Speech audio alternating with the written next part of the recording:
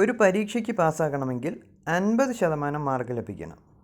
എന്നാൽ ഒരു കുട്ടിക്ക് 172 മാർക്ക് കിട്ടിയപ്പോൾ 28 മാർക്കിൻ്റെ കുറവ് കൊണ്ട് ആ കുട്ടി തോറ്റുപോയി.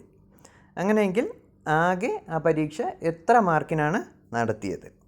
ഇവിടെ ആ കുട്ടിക്ക് ലഭിച്ച മാർക്ക് 172 അല്ലേ? അപ്പോൾ 28 മാർക്കിന് തോറ്റുപോയി. അങ്ങനെയെങ്കിൽ ആ കുട്ടിക്ക് പാസ്സാകാനായിട്ട് ആ കുട്ടി നേടേണ്ട മാർക്ക് എന്നത് 172 + 28, അപ്പോൾ 200 എന്ന് കിട്ടും. അതായത് 200 മാർക്ക് വാങ്ങിയാൽ ആ കുട്ടി വിജയിച്ചേനെ.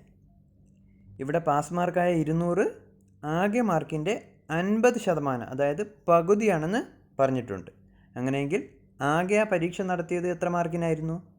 ആ 200ൻ്റെ ഇരട്ടി എടുക്കുക.